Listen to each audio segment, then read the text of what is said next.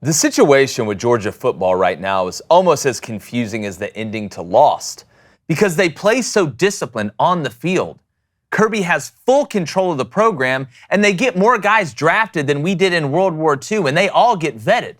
Now, you would think with all the cachet that Kirby's built up and all the winning that he's done, that there would at least be some fear from his players to stop screwing up. But it continues to happen over and over again. You've had more than 20 instances of reckless driving. There's been people that have lost their lives. And now one of your most counted on wide receivers in Rara Thomas just got arrested on 2 counts of battery and cruelty to children. At this point, even Georgia fans have to be asking themselves, what the hell is going on behind closed doors? Now, Kirby has spoke about NIL money being taken away for misbehavior, and that's a good thing. But at some point, you got to start kicking guys off the team. You got to draw the line. At some point, you have to realize your messaging just isn't getting through. Now, the level of respect or fear these players have for the coaching staff and the school that they represent, it isn't high enough, or this wouldn't be happening at this rate. Now, guys are going to make mistakes. They're human beings. It happens. And it happens everywhere. Nobody is perfect. But it seems that Georgia has reached a tipping point where something has to give. The contrast of discipline on the field to off the field for the Bulldogs is absolutely staggering. And we all know that winning is king in this sport, especially in today's age. But in the grand scheme of things, how well you play isn't what this game is all about. You see, football is an avenue to help you become a better person through teamwork, hard work, and going through adversity about the game together. It's not just about the score or your stats. And while Georgia is winning at an incredible clip, and they're probably going to win a ton this year, they are totally missing the boat on creating a culture where guys are either doing the right thing or they're too afraid to do the wrong thing.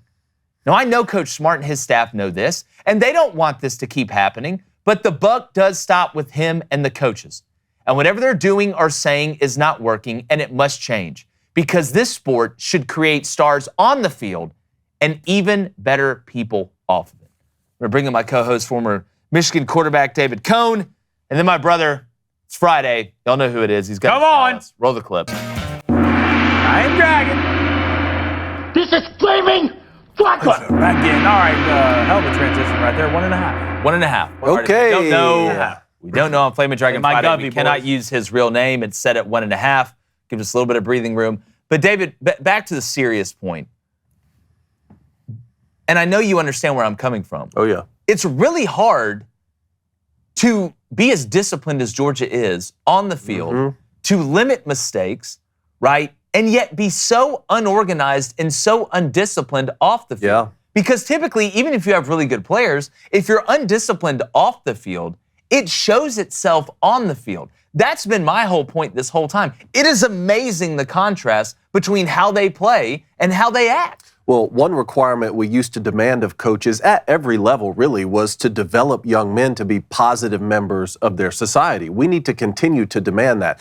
The problem is in today's game, coaches are hired and fired solely on their ability to win football games. And to win football games, you need to recruit the best players. And oftentimes, the best players who are best at imposing physical violence, a physical mentality, right? Physicality on the football field oftentimes showcase that same behavior off the football field, right? It's a reality of the sport.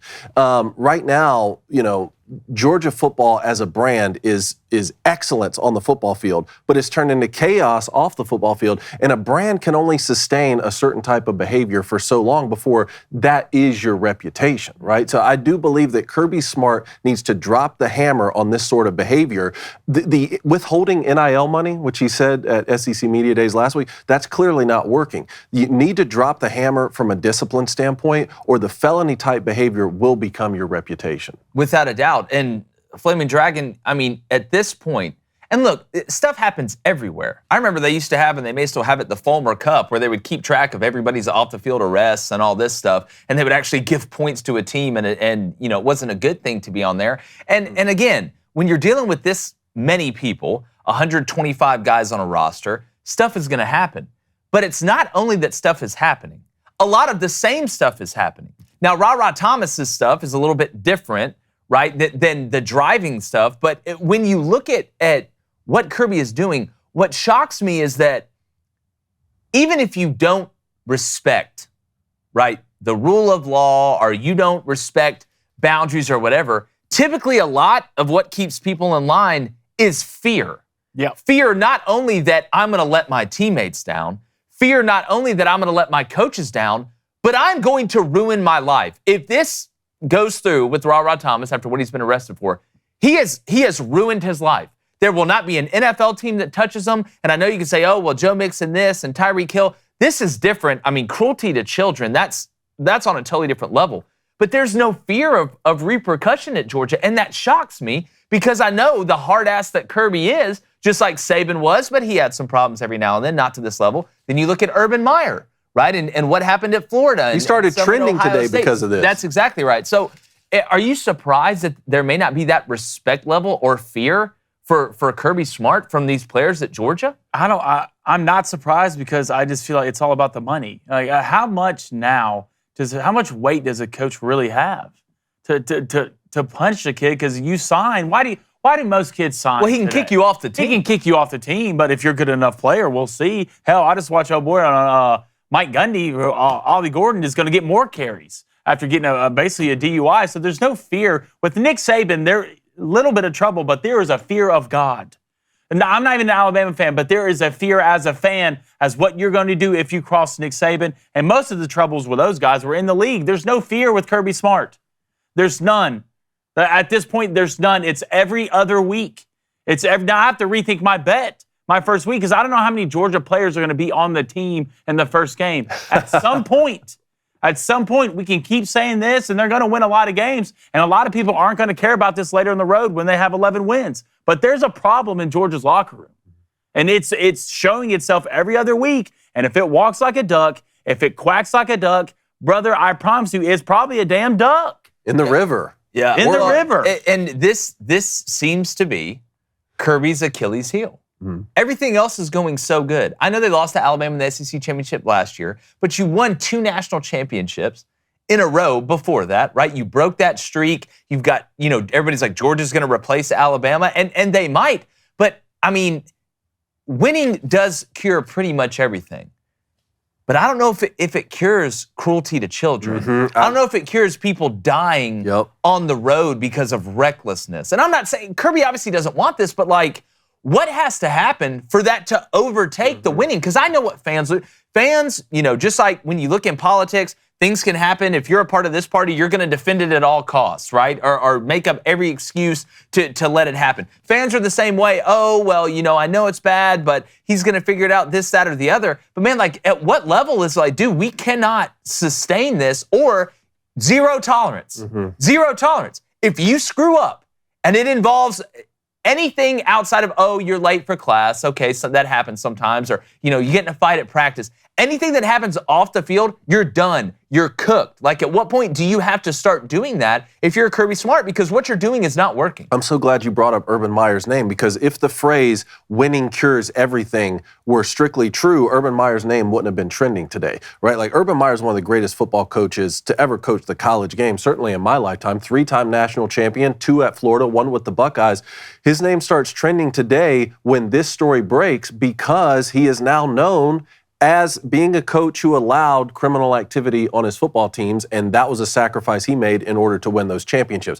That speaks directly to the point I was making with a brand's reputation. Now, the question I have for you guys, when we talk about, Kirby Smart addressed this point before this situation happened, where he said, hey, we're going to hit these kids in their pocketbook with withholding the NIL money. Clearly, that isn't working. At what point do you think the conference should step in, or maybe even, it's hard to say the NCAA, but, whoever's controlling the dollar bills that are flowing from the college football playoff and the TV deals, at what point do you at least reward the teams who don't have any of these issues at the end of the season, or possibly punish financially the teams that do have? Well, it's funny you mentioned that, because we already kind of have a system built in that rewards you for good grades. You know how some teams that are 5-7, if there's not enough bowl teams that win 6 games, They look at the 5 and 7 teams and they take the team with the best APR, right? So there's already kind of a little bit of that built in. I don't know if there's anything the NCAA can do now. I don't think the SEC will institute anything now. What I'm interested to see is if we do, and we will, have this, Power 4 conference or Power Super League breakaway, are there going to be guidelines built into everybody where there may be a reward system or there may be some sort of deduction system? I don't know how they would do that, right, when a lot of this money is coming from the media companies that own the rights to the games. But then you look at collectives and things, and every contract is different. I get that. But we already kind of have a system, like I mentioned, built in for rewarding good grades. I mean, could we not find a way to, whoever has the least amount of problems off the field, find a way to, help reward them maybe fiscally, like doing an NIL situation? I'd be totally fine with that. I have no problem rewarding people for good behavior and discouraging bad behavior. So that's one interesting way to look at it. I just, again, I look at it from a micro, from inside Georgia's locker room, what the coaches are going to do, and then a macro, like you said, at what point does something else have to happen or come from somewhere else to really force the action? It's just amazing that we're at this point. I just feel like this will be forgotten once the season starts. I don't think it'll be. This has happened too many times. A presidential candidate almost got assassinated the other week, and no one's talking about it now. I think humans could probably forget about this once the season starts. The best thing. I'm not saying he won't suit up for week 1. Yeah, the best thing for Georgia is the season to start, but like down the road, this won't get remembered. I do want to stress again, though, like physical aggression is a necessity to play the game of football. And you guys played and coached. Physical aggression is a necessity. When you recruit those type of guys who are physically aggressive on a football field, a lot of times they're aggressive off the football field. And then when you add in the sheer numbers, we're talking about 125 of these guys, all alpha males on the same team. This kind of stuff happens on every team, right? Like that's a fact. When it happens over and over and over and over again, at some point, you can't get out of the news cycle because it's happened again, right? Like we were just talking about this again. Now, with Georgia, it was driving incident after driving incident. But at some point, you got to drop the hammer from a discipline standpoint. Yeah, and I want to make one more point on this, and then I want to move on. We'll get to the chat. The phone lines are going to open 2:45 p.m. Central. We want to hear from you. 1-855-236-3228. We appreciate you joining us. Make sure you subscribe. I've always believed this, and having, been in it, we've all been in it. The good teams are policed by the coaches. The great teams are policed by the players. And most teams have a leadership council, right, or some form of the players' representation to talk to the team. We hear about, closed-door players-only meetings. Where are the leaders on this Georgia team? Where are they at? I mean, at what point is it like, Coach Smart, let us talk to them? That's fine. Let the leaders get up here and let's talk to them and say, if anything goes on outside that is within your control, that continues to make us look bad, then we're going to handle it our way in the locker room. And I'm not going to go into deep detail on what that means, but it's one thing to fear your coaches. It's another thing to fear your leaders, because a lot of those 18, 19-year-olds care more about what the players around them and the best players on that team think than what the coaches think at the end of the day in aggregate. So I put the blame on Kirby Smart. Yes, he is the top of the totem pole. The buck stops with him, but the leadership council, whatever Georgia has, y'all got to step y'all's ass up too, whether it's Carson Beck, whoever it is. Like, the players need to police the team along with the coaches, and that's when you start cruising. That's when you start not beating people, but beating people to death. And I just, it shocks me that we continue to see this over and over and over again from a program that operates, that is so organized on the field, that wins at an unbelievably high level, which is so hard to do. I don't care where you're at. At this point, so much goes on during a football game that it shocks me. But like I said, we want to know what you guys think. All right, Chad, hit that like, hit that subscribe button. If you donate, if it's on topic, it will get read. Isn't that right, Justin? It will get read. All right, we're going to start off with Black Mamba Run. What's up, brother? Says, no, I don't think UGA has a culture problem, no more than I think LSU has one. We're talking about young adults who can't be watched like children and tend to make dumb mistakes. Okay, but it's the volume. That's the problem here. This isn't a one-off thing. You've had 25 reckless driving incidents within a pretty short span of time, right? So again, as I said in my open, every team is not perfect. None of them are. Guys make mistakes off the field. Georgia's just making like 80% of the mistakes off the field out of everybody. It's past that point. Don't give me the we're the same as the other one. That's not true at all. Look at the numbers, right? Again, nobody has a perfectly clean slate, but Georgia is way above everybody else when it comes to these off the field problems. That excuse is that's done. That's dead. You can't use that. It's just happened too many times now, and that's why we're talking about it. All right, let's go to Javon quick. What's up, Javon? Culture problem. Let's not forget Rara was a transfer from Mississippi State. He had a similar issue back when Kirby plucked him from the transfer portal. Kirby and the program cannot hold the young mans of these hands all the time. They need to realize that their job is to make these people do the right decisions, and that comes down to the players. Okay, so just no responsibility for the coaches. Well, then you got to kick the kid off the team. Then kick him off the team. You brought him in. Like, you brought him in. You can't sit. That's like sitting here saying, oh, well, the guy who started the fire put it out, so congratulations. That's not how this works. Georgia fans, again, it's a great time to be a Georgia fan right now because you're winning a ton and you're going to be really good this year. But this is a problem. You can't excuse your way out of this. You can't just blame it on the players. Yes, they're 18 years old and above. This is their fault. But if something happens and you're in the real world and you work at a business and you get caught doing something awful, it can affect that business, right? Especially if it's at the office.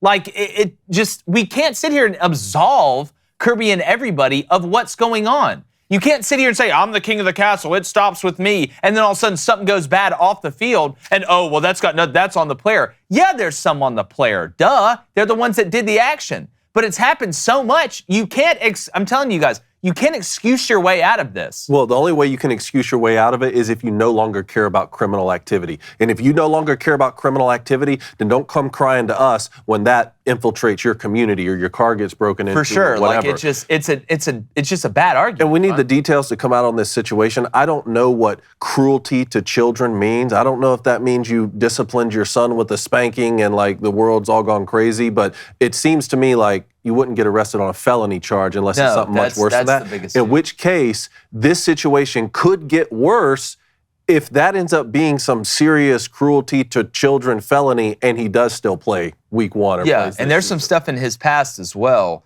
like Javon did mention, but this is happening at a rate that's unacceptable. What's up, YouTube? Appreciate you guys stopping by. Hey, listen, if you don't mind, that subscribe button. If you have, get somebody else to subscribe. And if you've already done that, then get everyone to subscribe.